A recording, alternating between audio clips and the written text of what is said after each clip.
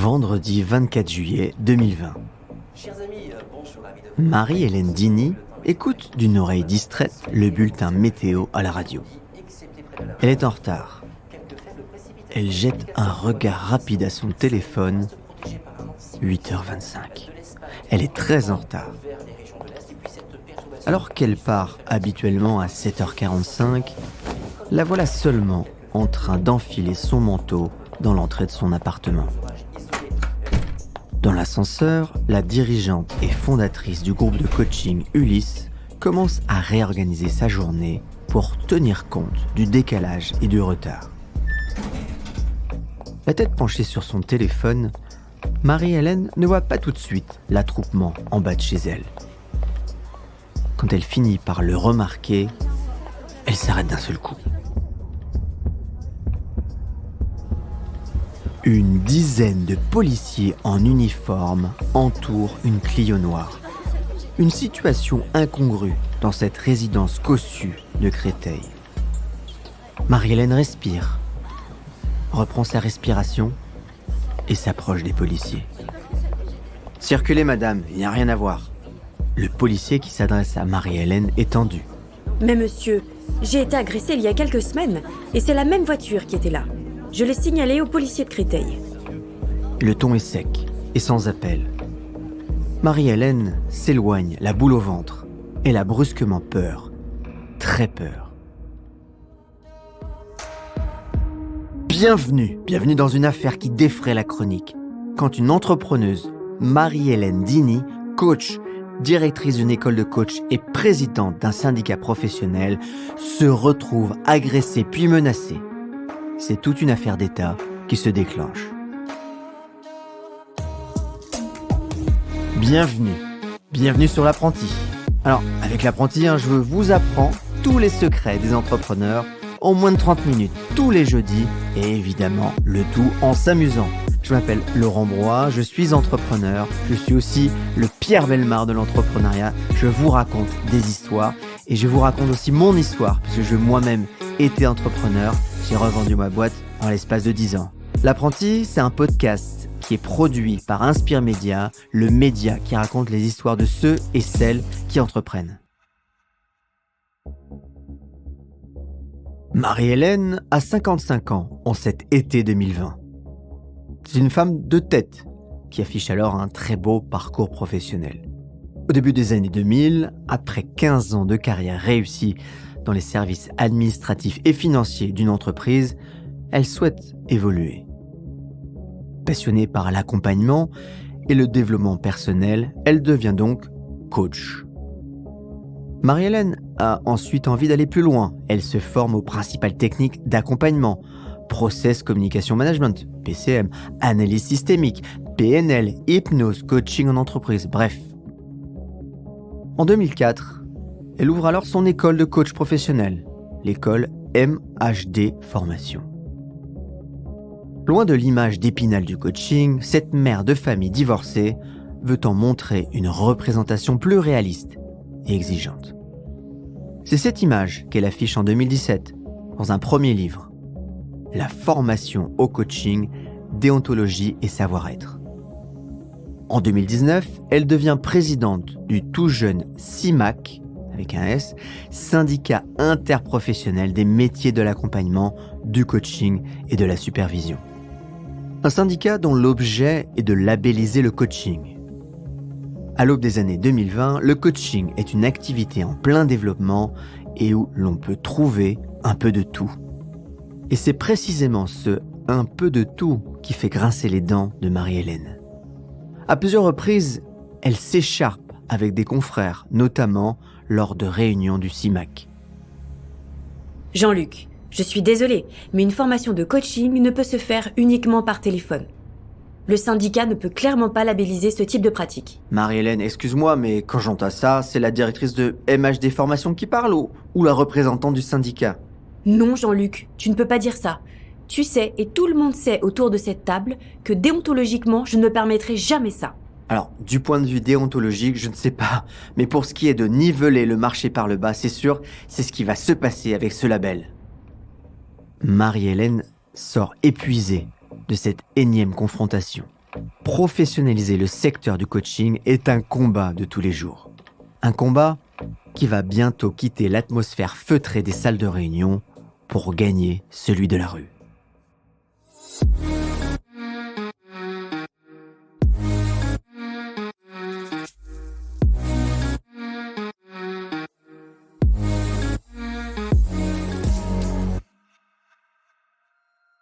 « 24 octobre 2019. Marie-Hélène Dini sort de chez elle. Les cheveux encore mouillés, elle est tout juste à l'heure, pour ne pas dire en retard. Elle ne remarque pas les deux hommes qui passent à sa hauteur. Marie-Hélène, sans aucun avertissement, vient d'être frappée à la tête. Quand elle reprend connaissance, elle est à terre, en train de se faire rouer de coups. Coup de pied à la tête, coup de pied au ventre. Ces deux agresseurs s'emparent de son sac à main et de son ordinateur avant de s'enfuir dans leur voiture. Une Clio noire, comme témoigne plus tard l'un de ses voisins. C'est une Hélène traumatisée qui se relève difficilement. Suite à son agression, elle bénéficie de 15 jours d'arrêt temporaire de travail. 15 jours pour se remettre de cette violence gratuite. La faute a pas de chance, se dit-elle. Elle est au mauvais endroit, au mauvais moment. Ça arrive. Mais quand ça recommence, peut-on encore parler de hasard ? 24 juillet 2020. Marie-Hélène Dini écoute d'une oreille distraite le bulletin météo à la radio. Elle est en retard. Ousse Medine est lui tout juste à l'heure pour déposer son fils à la crèche. Alors qu'il remonte tranquillement la rue, un détail l'interpelle. Il ne sait pas trop quoi, mais cette Clio noire est bizarre. Il n'aime pas ça. Par acquis de conscience, il revient sur ses pas pour essayer de comprendre ce qui se passe. L'homme au volant semble assoupi, mais très vite, Ousse Medine s'aperçoit qu'il l'observe, discrètement par le biais du rétroviseur. Police nationale, je vous écoute. Écoutez, je vous appelle depuis la résidence à Créteil. Je viens de voir deux individus dans une Clio noire, à l'arrêt, qui font semblant de dormir. Monsieur, mais en quoi cela concerne la police ? Ils vous ont agressé ? Non, mais c'est vraiment bizarre. Ils ont des gants et surtout des cagoules qui dissimulent leur visage. Quand Marie-Hélène sort de chez elle, il est trop tard pour les deux hommes. La police encercle leur véhicule. Il est 8h30 quand elle demande ce qui se passe aux policiers et surtout les informe qu'une même Clio noire a été vue le jour de son agression. Une information qu'elle réitère à plusieurs reprises dans la journée quand elle appelle le commissariat pour en savoir plus et comprendre ce qui se passe. Marie-Hélène commence à prendre peur entre chaque appel au commissariat. Elle se rejoue la chronologie des événements. 8h10, son voisin signale la Clio noire à la police. 8h25, la police intervient. 8h30, elle quitte son appartement. Et s'il était parti à 7h45 de la maison, comme chaque matin ? Que se serait-il passé ? Marie-Hélène commence à avoir peur. Vraiment peur.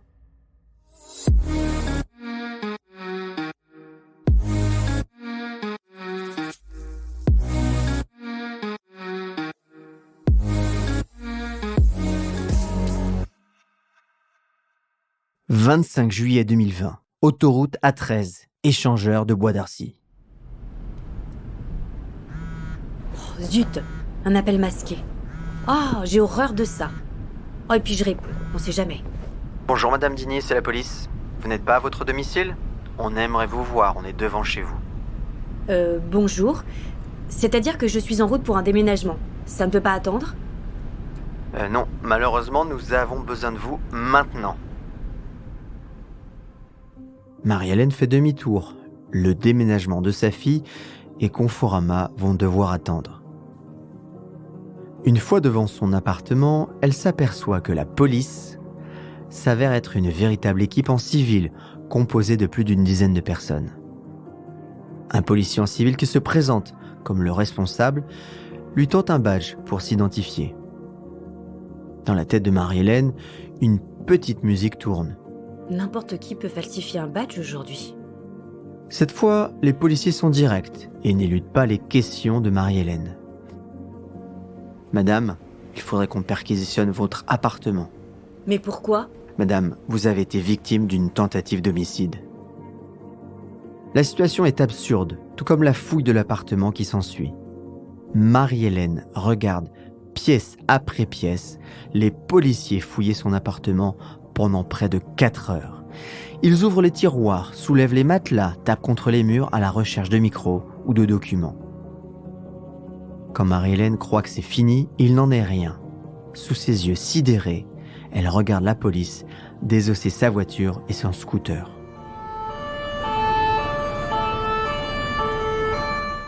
« 25 juillet, 21h20, Le Bastion.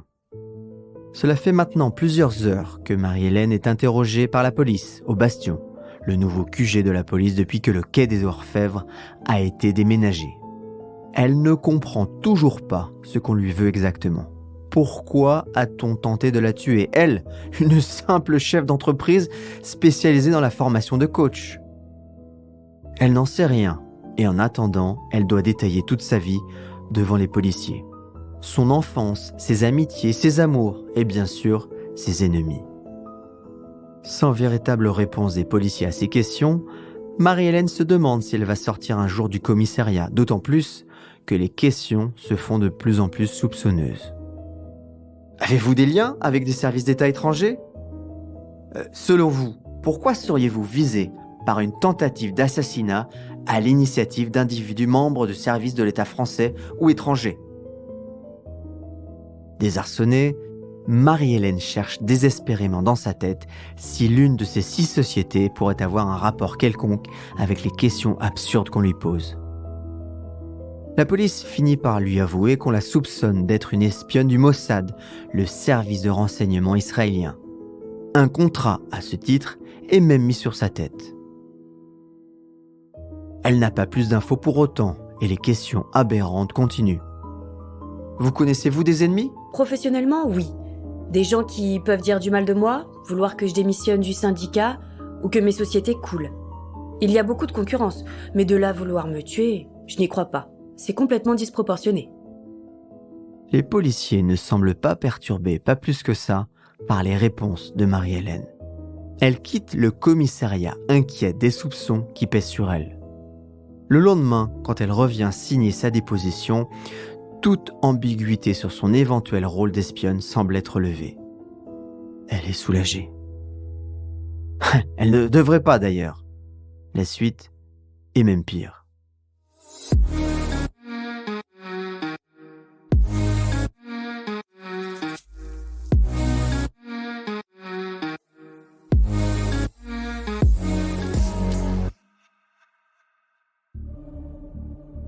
Pour les policiers, l'affaire commence vraiment le 24 juillet 2020.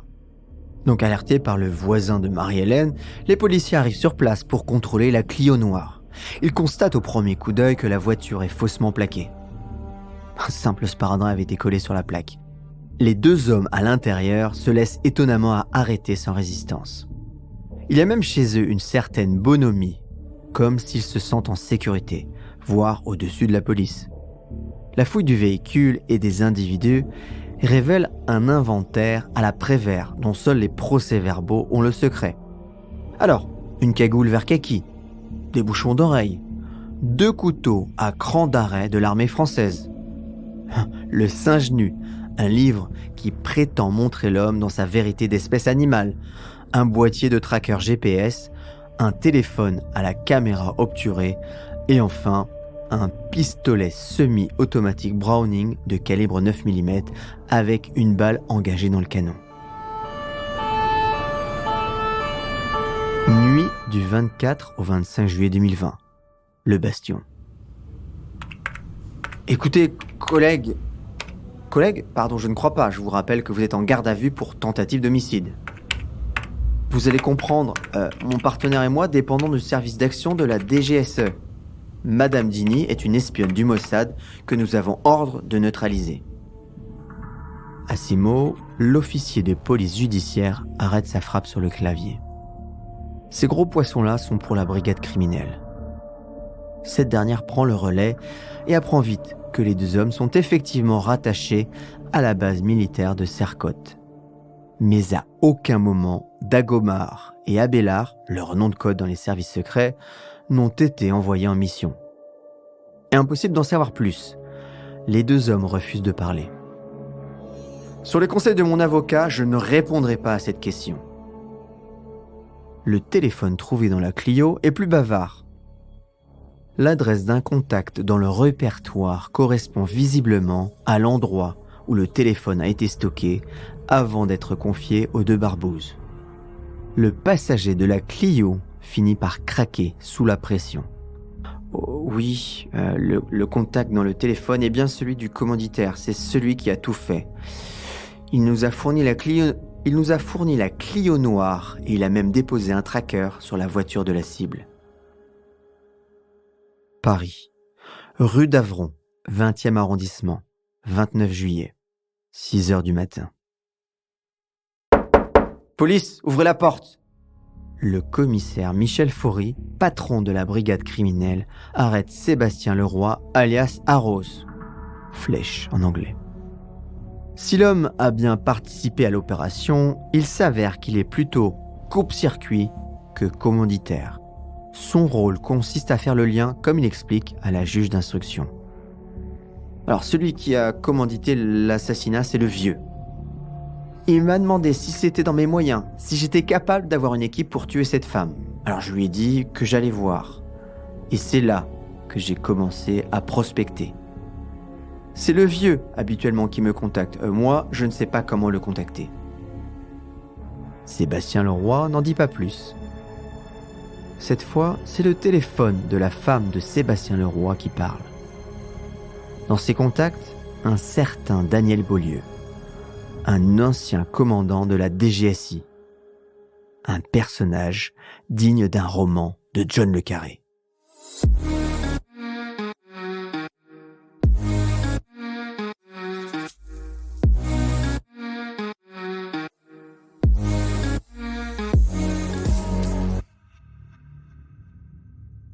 Daniel Beaulieu possède une carrière exceptionnelle dans le milieu de l'espionnage. Une carrière qui se termine en 2009 pour ce qui concerne le service de l'État. L'homme n'a pas pour autant envie de s'arrêter. Il crée donc cette année-là sa société de protection privée. Daniel doit aussi assurer son train de vie plus que coûteux. Le vieux mène en effet une double vie depuis plus de 20 ans. Femme et enfant d'un côté et maîtresse de l'autre. Enfin, comme pour accentuer son côté romanesque, il se rend une fois par mois, en chemise, gants blancs, cravate et costume à puteaux. Une fois par mois, comme les autres membres de la loge maçonnique, Athanor. Et oui, le vieux est frère. Et c'est à la loge Athanor qu'il rencontre Frédéric Vaglio. Lui, c'est un ancien journaliste du Dauphiné libéré qui dirige maintenant 3 sociétés de sécurité privée. Le vieux et Vaglio s'entendent comme larrons en foire. L'entre-gens et le savoir-faire de Beaulieu sont une aubaine pour Vaglio. Alors, lorsqu'on demande à Vaglio de neutraliser Marie-Hélène Dini, c'est tout naturellement vers son frère en loge qu'il se tourne. À ce moment, la chaîne de commandement identifiée tombe comme une série de dominos et les uns et les autres se mettent à table. C'est d'abord le vieux, lors de son audition le 22 janvier 2021. Bon, quelques mois après son agression, Vaglio est revenu vers moi. Il voulait savoir si on pouvait exécuter Dini. Alors le roi n'était pas chaud, mais pour le motiver, je lui ai dit qu'elle appartenait au Mossad. Et Beaulieu de surenchérir. Oui, brigadier, j'avais conscience qu'il s'agissait d'un crime, mais j'avais besoin d'argent. Ces 50 000 € tombaient à pic. Puis c'est au tour de Frédéric Vaglio, sous la pression, de lâcher le morceau. Il n'est pas le commanditaire initial, comme il l'explique à la juge d'instruction. Le véritable commanditaire n'est autre que le frère Jean-Luc. Jean-Luc Avella Bagur, le dirigeant de Link Up Coaching.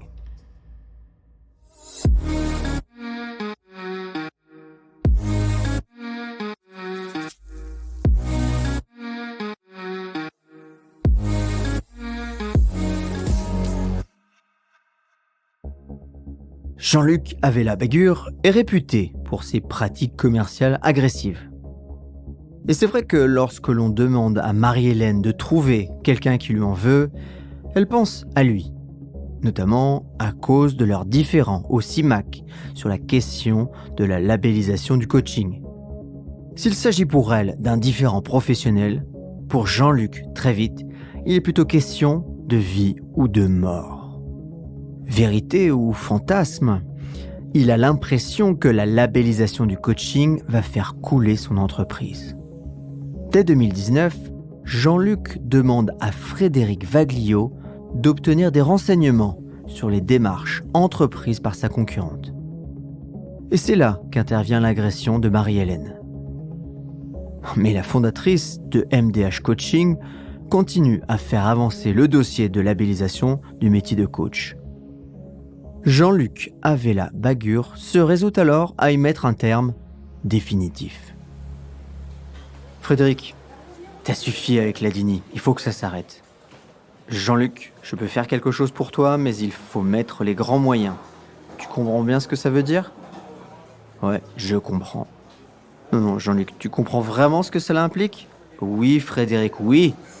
Ok, 75 000 €, moitié liquide, moitié je te facture. C'est cher, Frédéric, est-ce qu'on peut envisager de faire... Non, c'est le prix pour ce que tu demandes, Jean-Luc. Quelques mois plus tard, dans le bureau de la juge d'instruction, Jean-Luc confirme son intention de tuer Marie-Hélène Dini.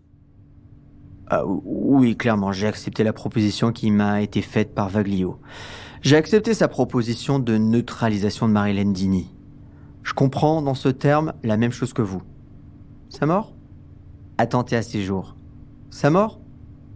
Bah oui, voilà. Même à celle qui trahit, même à celui qui ment, il ne faut pas souhaiter la mort des gens.